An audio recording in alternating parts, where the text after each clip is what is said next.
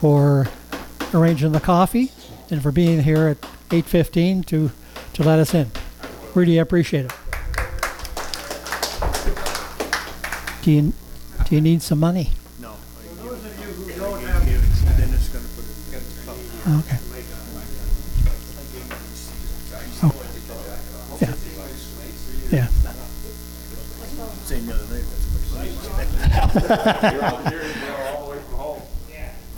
For those of you who don't have jointers at home, and you do wish to have a rotor table, you can turn your rotor table into a jointer quite easily. And I'll just take a quick demonstration here for you.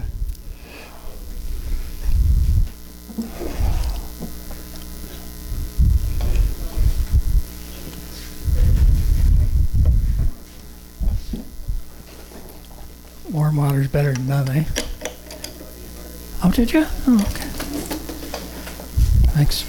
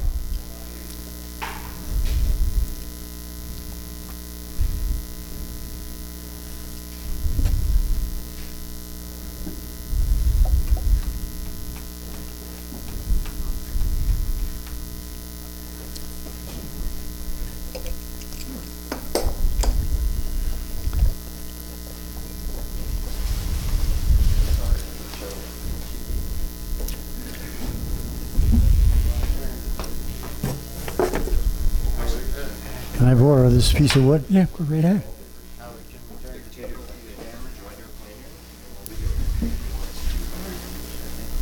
That's good. Watch the base there, yes.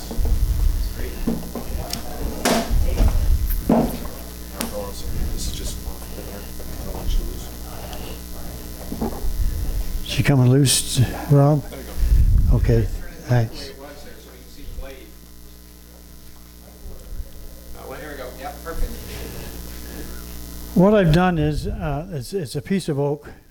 It's a couple of inches wide with a cavity in it to accommodate the bit. The cutter on the bit is flush with the back side of this piece of wood. What I did was I made this piece up the same size on the planer and the jointer so that it was parallel on both sides. Then I turned it around and I put it on my jointer and I took a 64th pass off of the side here so that this side is wider than this side. But this edge here is flush with the cutter and this side is not.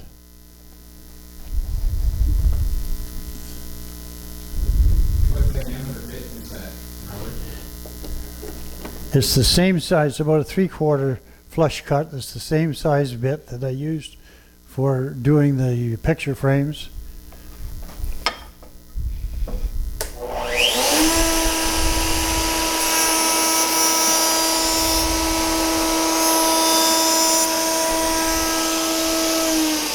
And there's your jointed edge. You don't need a big jointer. You can pass it through as many times as you like. It just takes off about a 64th on every pass. But the trick is to have this edge lined up with the edge of the cutter, disregard the bearing, so that when you pass this through, the cutter is cutting the wood and taking it off. You see, I can't push that through right now because the cutter hasn't cut it off. As soon as it cuts it off, it allows me to continue and shave it off. So how do you get the one side to be wider by a 64th than the other? I took it. You're running it through the jointer. I did it on my jointer. All I did. No, if you don't have a jointer, If this was the jointer, and it was there, I made sure I jointed both sides like that. to make sure that they were nice and straight and smooth and square. And then I turned around and I put this over the knife like that, and I let the knife start here and took it off on the back side. And that made this side narrower than this side. It's a very handy fence to use, and if you don't want to set your jointer up or you don't have a jointer, well, it'll do the same thing. You can use that on a drill press then. Pardon? You could use that for drill press. Yes, Put that in there. yes, you could. Can you put a rotor bit in your drill press?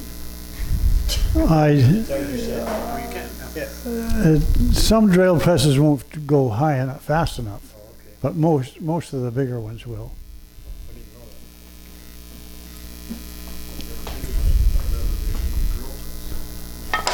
that. It's a little bit, the speed of the bit is a little bit on the slow side.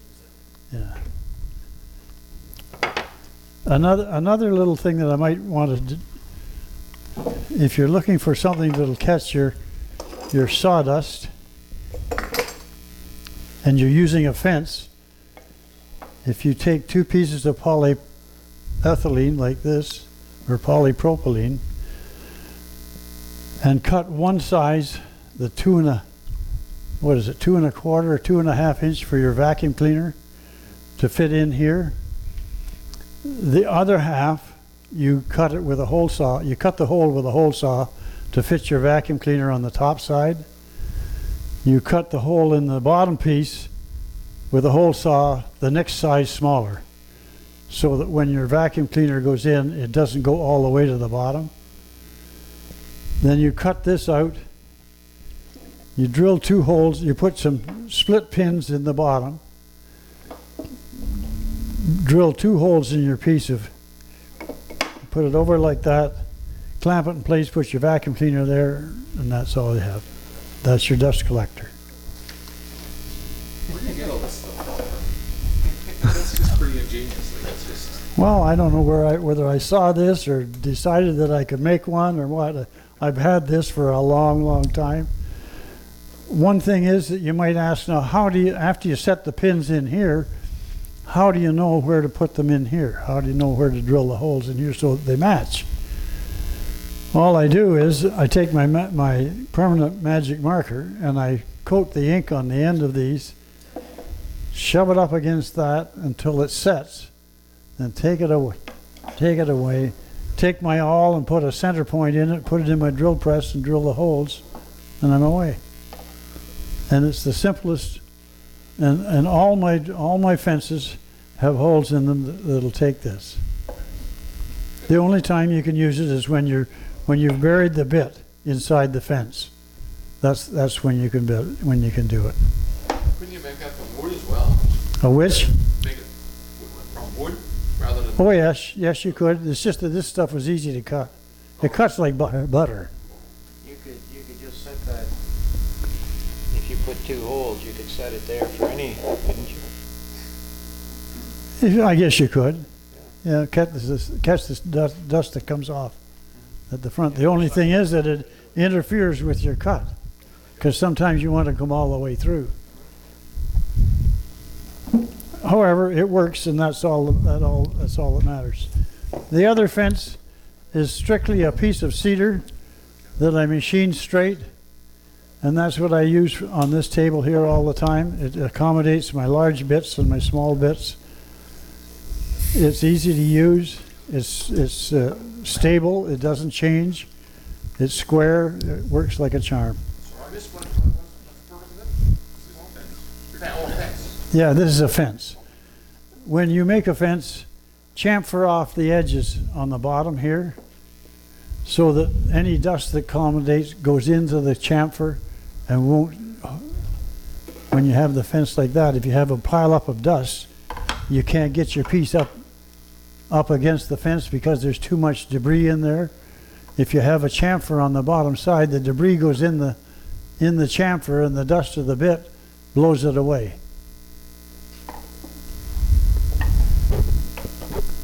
Those are the only 2 things, the only extras. Another fence where you could use that other vacuum thing as well, couldn't you? You could. Yeah. I don't know whether Yeah, there's the holes there for the same thing.